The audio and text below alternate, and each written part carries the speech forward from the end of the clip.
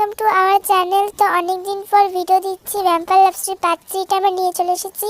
তো আমরা সেকেন্ড পার্টে বলেছিলাম যে জিমিনের সামনে কে এসেছে সেটা আমরা 3 নম্বর পার্টে বলবো। তো বেশি কথা না বলে ভিডিওটা স্টার্ট করা যাক। Late get start. আপনি এত রাত্রে নিচে কি করছেন? আমি জল নিতে এসেছিলাম, আমার ঘরে জল শেষ হয়ে। আপনি তাড়াতাড়ি জল দিয়ে ঘরে যান। আমার আরেকটা কথা, আপনাকে না বলেছিলাম আপনি রাতটা 12টার সময় নিচে আসবেন, এখন তো রাত 12টা বাজে, আপনি কেন নিচে এসেছেন? আমি বললাম তো আমার জল শেষ হয়ে গেছে। তাড়াতাড়ি নিয়ে যান ওপরে। ঠিক আছে, কিন্তু আমি একটা কথা জিজ্ঞাসা করব। কথা জিজ্ঞাসা করার সময় নেই, আপনি তাড়াতাড়ি ওপরে যান। ঠিক আছে। আপনাদের বাড়িতে আমি চিনি না তো, কোথায় কি আছে? আপনি তাড়াতাড়ি উপরে যান। কিন্তু আমি জল নিতে এসেছি। আর আমাকে ধাক্কা দিয়েন না, থামেন। আপনি যান ওপরে যান, আপনাকে আর নিচে থাকতে হবে না। এরকমই ধাক্কাধাক্কি করতে করতে জেকের বাড়ির দেওয়াল ঘড়িটা হঠাৎ 12টা বেজে গেল। হঠাৎই জেকে একটা ভয়ানক ভ্যাম্পায়ারের রূপ ধারণ করলো। এটা দেখে জিমিন জোরে জোরে চিল্লাতে লাগলো, এই আমাকে ছেড়ে দাও, দিদি দিদি তুই কোথায়, আমাকে বাঁচা।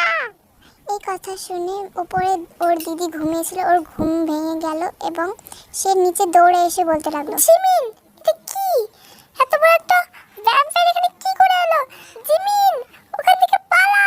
দিদি আমি জানি না, আমাকে নিয়ে যাও এখান থেকে, এই আমাকে ছেড়ে দাও। এরকমই ঠেলাঠেলি করতে করতে ওরা দুজন একটা স্টোর রুমে গিয়ে পৌঁছালো।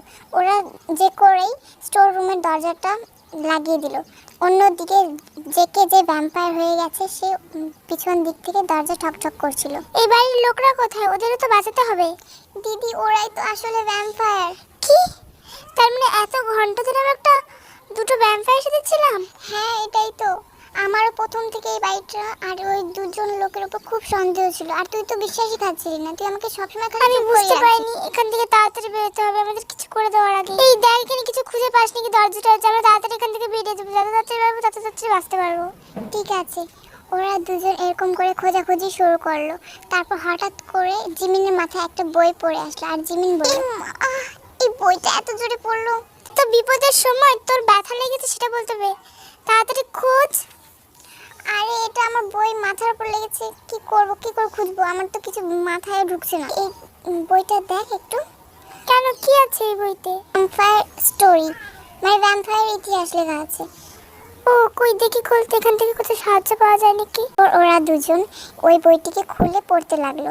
চলো তোমাদেরকে বলে দিই ওরা কি পড়ছে এবং কি করে ভ্যাম্পায়ারকে কাবু করা যায়। এই কথা 1995 সালের, যখন একটা রাজ্যে রাজা ছিল এবং তার বড় বউ ছিল। অনেকদিন 2 বছর হয়ে যায় কিন্তু ওই বড় বউয়ের কোনো বাচ্চা কাচ্চা হয় না। তখন রাজা চিন্তায় পড়ে, আমি কি দ্বিতীয় বিয়ে করব? এটা যদি লিসা জানতে পারে তাহলে তো খুব খারাপ হয়ে যাবে। কোনো ব্যাপার না, ওকে না জানিয়ে বিয়ে করাটা ঠিক। হঠাৎই একদিন রাজা দ্বিতীয় বিয়ে করে নিয়ে চলে আসে এবং লিসা একজন মেয়ে লিসাকে দৌড়ে যেয়ে বলে, রানীমা রানীমা, কি হয়েছে? আপনি জলদি চলুন, রাজামশাই আবার একটা বিয়ে করে নিয়ে এসেছে। কি? আমাকে না বলেই রাজা আর একটা বিয়ে করে নিয়ে চলে এসেছে? চল দেখে আসি আবার সতীনটাকে। চলুন। কিন্তু এই রানীটা কোথা থেকে এসেছে? আমি যতদূর জানি উনি উনি বুসানের থেকে এসেছেন। বুসানের খুব বড় নামি দামি রাজার মেয়ে উনি। আমি জানতাম রাজা এরকম একটা করতে পারে। আমি আর রানীকে দেখতে যাব না, তোরাই যা। রানীমা আপনিই চলুন, আপনাকেই রানীমাকে, নতুন রানীমাকে বরণ করে ঢোকাতে হবে। কি? এটা কে বলেছে আমি ওকে বরণ করবো? আমি ওকে কোনোদিনও বরণ করবো না, ও আমার শত্রু আজকে থেকে। কিন্তু রাজামশাইয়ের অর্ডার এটা, প্লিজ চলুন। ঠিক আছে চলো। এরকম করে ওরা ছোট রানীকে বরণ করতে চলে। এরকম করে রেগে রেগে লিসা আয়ুকে বরণ করে নেয় এবং বরণ করার সাথে সাথেই ও বরণডালটা রেখে দৌড়ে নিজের ঘরে চলে যায় এবং জেহব বলে, আয়ু তুমি তোমার ঘরে যাও, আমি একটু পরে আসছি। হ্যাঁ আমি যাচ্ছি। আসলে তুমি যাবে কোথায়? তোমার মানে দেখলেই তো, তোমাকে যে বরণ করলো ও আমার আরেক রানী, তো ওর ঘরে যাচ্ছি, আমি এক্ষুনি চলে আসবো, তুমি যাও। হ্যাঁ ঠিক আছে যাও। দিদিকে আমার সাথে একটু কথা বলতে বলো, আমি কোনো কিছু খারাপ করিনি, আপনার কথা অনুরোধে আপনাকে আমি বিয়ে করেছি। আমি জানি তুমি খারাপ কিছু করনি, আর ও তোমাকে ভালো ভেবেই মেনে নেবে মনে হয়। ঠিক আছে। এরকম করে জেহব লিসার ঘরে যেতে লাগলো এবং লিসাকে দেখে বলল, লিসা শোনো আমার কথাটা। কি বলতে চাও তুমি? তোমার সাথে আমার কোনো কথা নেই। তুমি আমার থাকতে তুমি অন্য একটা মেয়েকে বিয়ে করে নিয়ে এসেছো। আমি তোমার সাথে আর কোনো কথা নেই। আমি চলে যাবো আজকে আমাদের বাড়ি। লিসা, তুমি তো জানো তুমি কোনোদিনও মা হতে পারবে না, তার জন্যই তো আমি দ্বিতীয় বিয়ে করে এনেছি। হ্যাঁ, আমি বুঝতে পারছি তোমার কথা। ঠিক আছে, আমি মেনে নিলাম তোমার দ্বিতীয় বউকে। এই কথা বলে জেহব ঘর থেকে বেরিয়ে যায় এবং লিসা বলে, আমার বাচ্চা যখন হয়নি আমি ওই শাকচুন্নিটার বাচ্চা হতে দেবো না। আমি ওর বাচ্চা হওয়ার আগে মেরে ফেলবো। আমি যখন এই রাজ্যের রানী হতে পারবো না, ওকেও আমি এই রাজ্যের রানী হতে দেবো না। এরকম করে লিসা রাগারাগি করতে লাগলো এবং জেহব আয়ুর ঘরে যেতে লাগলো। আপনি এসেছেন? দিদি কি বললো? তোমার দিদি মেনে গেছে তোমাকে। আমি জানতাম দিদি মেনে যাবে। আমি দিদিকে দেখেই বুঝেছিলাম দিদি আমাকে মেনে যাবে। তুমি ঘুমাও, আমি আসছি। ঠিক আছে। এরকম করে বিগত 6 মাস কেটে যায় এবং রাজ্যে একদিন খুশির খবর আসে যে আমাদের ছোট রানী আয়ু মা হতে চলেছেন। এবং এই কথাটি বড় রানীর একটি মেয়ে বড় রানীকে যেয়ে বলে, রানীমা, রানীমা, আমি কি ভিতরে আসবো? হ্যাঁ আসো। আপনার জন্য একটা খুশির খবর আছে। কিসের খুশির খবর? ওই ছোট রানী যাবে থেকে আমার জীবনে এসেছে, আমার খুশির খবর তো চলেই গেছে আমার জীবন থেকে। তবু বলছি রানীমা। কি বলবে তাড়াতাড়ি বলো, তোমার ফালতু কথা শোনার আমার সময় নেই। যে ছোট রানী মা হতে চলেছে। কি? ঠিক আছে তুমি যাও। আচ্ছা ঠিক আছে। ওই ছোট রানী কি করে মা হতে চলেছে? আমাকে কিছু করতে হবে। 6 মাস হয়নি এসেছে আর মা হতে চলেছে। প্রহরী, গাড়ি বের করো, আমি এক জায়গায় বেরোবো। ঠিক আছে রানীমা। এরকম করে রানী প্রহরীর সাথে একটা ঘরের সামনে যে গাড়িটা দাঁড় করালো এবং বলল, তুমি এখানে পাহারা দাও, আমি ভিতর থেকে আসছি। ঠিক আছে রানীমা। রানীমা ভিতরে চলে যায় এবং একটা তান্ত্রিকের সাথে দেখা করে এবং বলে, তুমি আমাকে এরকম একটা জিনিস দাও জানো ওই ছোট রানীর বাচ্চাটা নষ্ট হয়ে যায়। এই যে এই জিনিসটা নাও, এটা যদি রানীমাকে খাইয়ে দেওয়া হয় তাহলে ওনার বাচ্চা সঙ্গে সঙ্গে নষ্ট হয়ে যাবে। ঠিক আছে দাও। এটার মূল্য কত? মূল্য দিতে হবে না, কাজ হয়ে গেলে পরে মূল্য দিও। ঠিক আছে।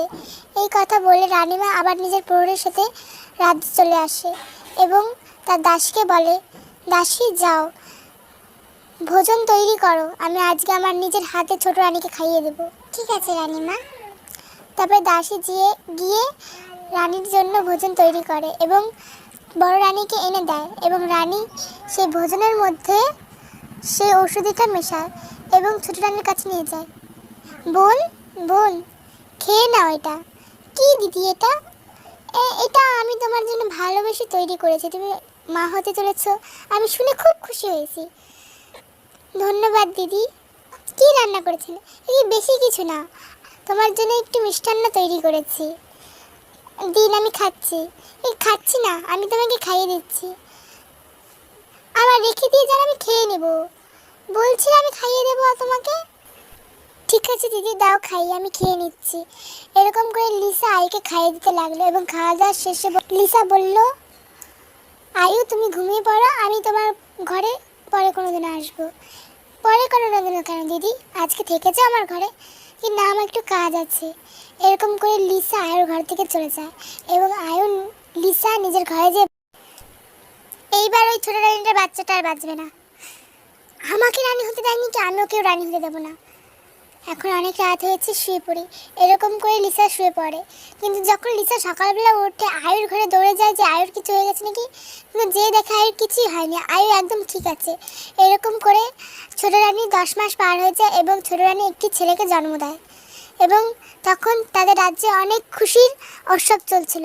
কিন্তু কেউ জানতো না যে ওই বিশেষ প্রভাবটা রয়ে গেছে। তার জন্য কেউ ভাবতে পারেনি। যখন রানীর পাশে বাচ্চাটা শুয়েছিল রাত 12টার সময়, হঠাৎই ওই বাচ্চাটা খারাপ খারাপ শব্দ করতে লাগলো এবং রানী ভয় পেয়ে গিয়ে রাজাকে ডাক দিল এবং রাজা এসে দেখে যে ওই ছোট বাচ্চাটা আর কেউ না, একটা শয়তান ভ্যাম্পায়ার। এবং এই বাচ্চাটার নাম এখানে রাখা হয় সুগা। এবং অনেক বুদ্ধি দেখানোর পরেও কোনোতেই সার ছিল না, কারণ কি রাত 12টার পরে সুগার রক্ত দরকার পড়তো এবং ও খুব কান্না করতো। যখন ছোটোবেলা ছিল তখন মানে রাজার গোশালা, হাতিশালা, ঘোড়াশালা থেকে অনেক পশু মেরে তাদের রক্ত খাওয়ানো হতো। কিন্তু পরবর্তীকালে যখন সুগা বড় হতে লাগলো তখন আস্তে আস্তে অনেক দাস দাসীরাও মারা যেতে লাগলো। এরকম করে বিগত 12 বছর কেটে যায় 12 বছর পর্যন্ত সুগার সত্যিটা রাজ্যের মানুষ এবং কি লিসার কাছ থেকেও লুকিয়ে রাখা হয়।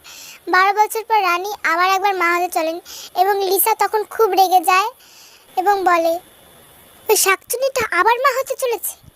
ওই তান্ত্রিকটা কি এরকম ওষুধ দিয়েছে, ওরা একবার মা হয়ে আর একবার মা হয়ে চলে গেল, আমাকে তো এরকম ওষুধ দিলে তো ভালো। এরকম করে লিসা অনেক চেষ্টা করেছিল আয়ের বাচ্চাকে মারার, কিন্তু কোনোভাবেই আয়ের বাচ্চাকে মারতে পারলো না। তারপর লিসা হাল ছেড়ে দেয় এবং বিগত 6 মাস পর রানীর বাচ্চা হওয়ার সময় চলে আসে। কিন্তু সবসময় স্বাভাবিক বাচ্চা হয় 10 মাসে, কিন্তু এই বাচ্চাটা 6 মাসে হচ্ছে।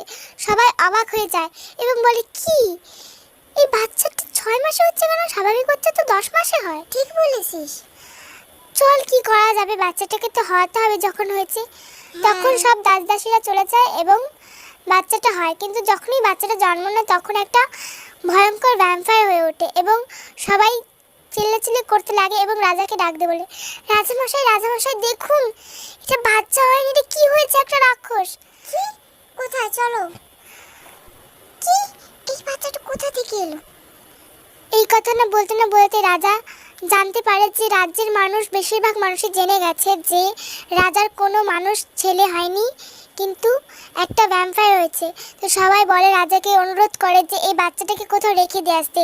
এই বাচ্চাটাকে যদি রাজ্যে রাখা হয় তাহলে রাজ্যের অনেক মানুষ মারা যেতে পারে। তখন প্রজাদের কথা ভেবে রাজা বাচ্চাটাকে এক জায়গায় রেখে দিয়ে আসে, কিন্তু বাচ্চাটাকে মারে না, কারণ বাচ্চাটা রাজারই ছিল। তার খুব মায়া হয়, তার জন্য বাচ্চাটাকে মারে না। কিন্তু পরবর্তীকালে এই বাচ্চাটা কত বড় ভয়ানক হতে পারে সে রাজা বুঝতে পারে না। এরকম করে অনেকদিন কেটে যায়, কিন্তু আসল কথা এখানে যে সুগা মাঝে মাঝে ওর ভাইয়ের কাছে যেত, ওকে রক্ত খাইয়ে দিয়ে আসতো। এরকম করেই যখন সুগা 21 বছর বয়স হয়ে গেল তখন সুগা আস্তে আস্তে মানুষ মারতে লাগলো। এরকম করে যখন একবার লিসা জানতে পেরে যায় যে সুগাই আসলে সব প্রজাদের মারছে, তখন সুগার মা মানে সৎমা যিনি লিসা, তিনি গ্রাম ভরে সবাইকে বলে যে আমাদের সুগা মানে পরবর্তীকালে যে রাজা হতে চলেছে সেই ভ্যাম্পায়ার। যখন সবাই এই কথা শুনতে পারে তখন সবাই রাজার কাছে আসে এবং রাজাকে বলে, আপনি আপনার বড় ছেলেকে কিছু করুন। কিন্তু এই কথা হওয়ার কিছুদিনের মধ্যেই রাজা মারা যায়। রাজা মারা যাওয়ার সঙ্গে সঙ্গে সুগাকে সেই রাজ্যে রাজা করে দেওয়া হয় এবং উৎপাত তাড়াতাড়ি বাড়তে লাগে, মানুষ তাড়াতাড়ি করে বেশি মরতে লাগে। আস্তে আস্তে সেই রাজ্য থেকে অনেক মানুষ চলে যায় এবং পরবর্তীকালে একদিন লিসা মারা যায় এবং আয়ু মারা যায়।